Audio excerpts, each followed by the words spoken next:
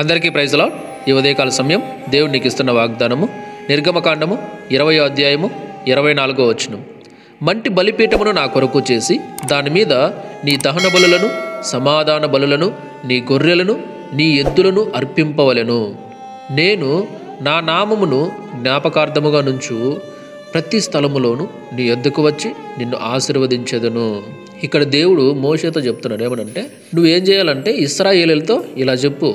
ఏమనంటే, నేను ఆకాశం నుండి మీతో మాట్లాడుతానని మీరు గ్రహించినారు కదా. మీరు నన్ను కొలుచుచు వెండి దేవతలనైనను బంగారు దేవతలనైనను చేసుకోకూడదు. మంటి బలిపీఠమును నా కోసం కట్టండి.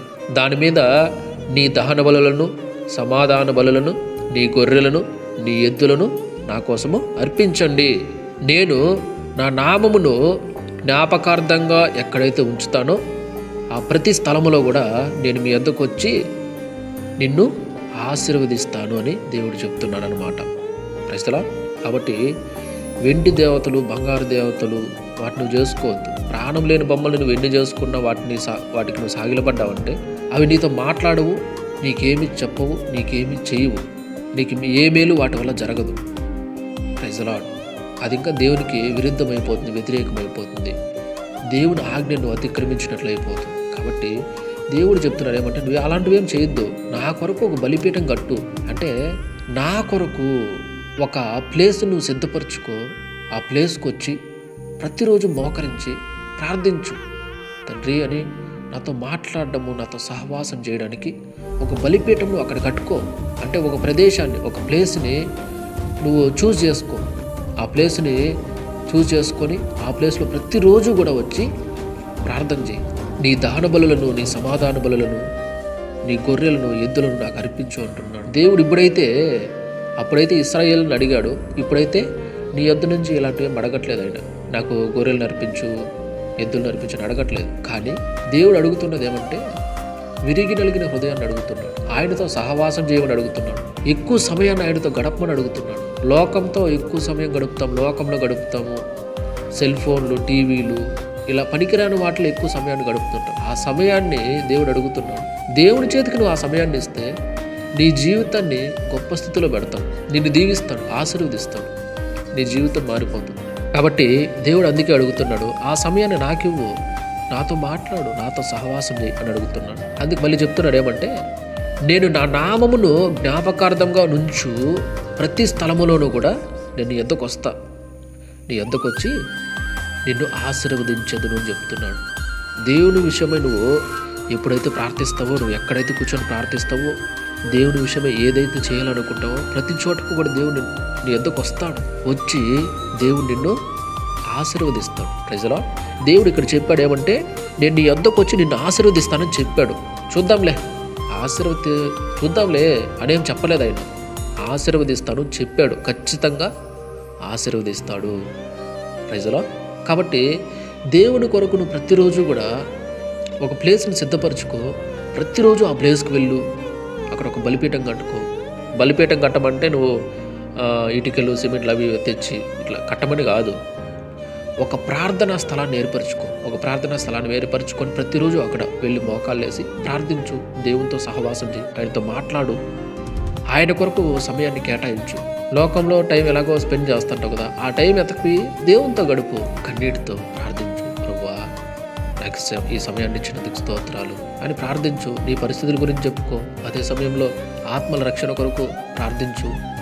మన దేశం కొరకు, మన దేశాన్ని పరిపాలిస్తున్న రాజుల కొరకు, అందరి కొరకు ప్రార్థించు. అనారోగ్య స్థితిలో ఉన్న వారి కొరకు ప్రార్థించు. ఇలా చేయమని దేవుడు చెప్తున్నాడు. ప్రజలా అప్పుడు దేవుడు ఏం చేస్తాడు? దేవుడు నీ యొద్దకు వస్తాడు, వచ్చి నిన్ను దీవిస్తాడు, ఆశీర్వదిస్తాడు.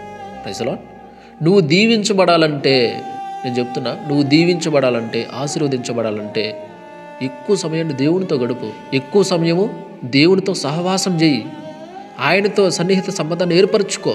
లోకం చుట్టూ లోకంలో తిరగద్దు. ఏమీ లేవు, అవంతా ఒట్టివే, ఎందుకు పనికిరానివి. కానీ సమస్తాన్ని కలిగి ఉన్న దేవుని యొద్దకెళ్ళు. సమస్తము నీకు ధారాళంగా దయచేసి దేవుని యొద్దకు వెళ్ళు. Praise the lord. నువ్వు దేవుని కోసం సమస్తాన్ని ఎప్పుడైతే విడిచిపెడతావో అప్పుడు నువ్వు సమస్తాన్ని పొందుకున్నట్లే. ఎందుకంటే దేవుని కొరకు నువ్వు ఏది విడిచిపెట్టినా దేవుడు దాన్ని తిరిగి రెట్టింపు నీకు ఇచ్చేస్తాడు. ఆయన ఉంచుకోడు. నువ్వు ఇవ్వకపోయినా కూడా నీకు ఇవ్వాలి అనే మనసు కలిగిండే దేవుడు ఆయన. దేవుని కొరకు నువ్వు విడిచిపెడితే ఆయన పోతే మళ్ళీ వదిలేసిన పోతే మళ్ళీ నేను ఎందుకు ఇవ్వాలి అంటాడా? అనడు. తిరిగి రెట్టింపుగా ఇస్తాడు. ప్రజలో కాబట్టి దేవుని యొద్దకు రా, అప్పుడు నువ్వు దీవించబడతావు, ఆశీర్వదించబడతావు. కాబట్టి ప్రతి ఒక్కరు కూడా ఈ మాటలను బట్టి ఆలోచించండి. అంటే దేవుని దగ్గరకు రండి. దేవుడు మరొక నూతన సంవత్సరాన్ని మనకి ఇచ్చాడు కాబట్టి ఈ నూతన సంవత్సరంలో దేవునికి నచ్చినట్టు జీవిద్దాం, ఆయన ఆజ్ఞలకు లోబడదాం, ఆయన మాటలకు లోబడదాం, ఆయన చిత్తాన్ని నెరవేర్చుదాం. రైతులాడ్ కాబట్టి ప్రతి ఒక్కరు కూడా ఆలోచించండి. రండి ప్రార్థన చేసుకుందాం. మహాపరిశుద్ధుడ, మహోన్నత, సర్వాధికారి స్తోత్రములు, వందనాలు చెల్లించుకుంటున్నాము తండ్రి. దేవ ఈ ఉదయకాల సమయంలో మరొకసారి ఈ వాక్యం ద్వారా నాతోను మాతోను మాట్లాడినందుకు స్తోత్రాలు, వందనాలు చెల్లించుకుంటున్నాం. అయ్యా ఈ ఉదయకాల సమయంలో నేను ప్రభా నా కొరకు ఒక బలిపీఠాన్ని కట్టండి, నాకు మీ అర్పణలు అందించండి, నేను నీ యొద్దకు వస్తాను, దీవిస్తాను, ఆశీర్వదిస్తాను. నాతో మాతో మాట్లాడినందుకు స్తోత్రాలు. ఇక నుంచి మేము ప్రతిరోజు కూడా తండ్రి సమయాన్ని వ్యర్థంగా కాకుండా మీ కొరకు ఖర్చు పెట్టాలనుకుంటున్నాం. మీ కొరకు దేవా నేను ఆ సమయాన్ని ఖర్చు పెట్టి మీతో సహవాసం చేయాలనుకుంటున్నాం, మీతో సన్నిహిత సంబంధాన్ని ఏర్పరచుకోవాలనుకుంటున్నాం. కాబట్టి మాకు సహాయం చేయండి స్వామి. మీ యొద్దకు రావడానికి సహాయం చేయండి, మీతో సహవాసం చేయడానికి సహాయం చేయండి, మీతో సన్నిహిత సంబంధాన్ని ఏర్పరచుకోవడానికి సహాయం చేయండి, మీతో కలిసి జీవించడానికి సహాయం చేయండి. కృపణ చూపమని తండ్రి. నేను నీ యొద్దకు వస్తాను, దీవిస్తాను, ఆశీర్వదిస్తాను అన్నారు కదా. మీకు ఇష్టమైతే మా ఇద్దరికి రాండి, మమ్మల్ని దీవించండి, ఆశీర్వదించండి. ఈ వాక్యాన్ని బట్టి ఎంతమంది అయితే దేవా ధైర్యం తెచ్చుకొని నమ్ముతున్నారో, విశ్వసిస్తున్నారో, ఇక నుంచి నేను ఇలా ఉంటాను అని ఎవరైతే తీర్మానం తీసుకుంటున్నారో అందరి జీవితంలో మీ కార్యములు జరిగించండి, సహాయం చేయమని.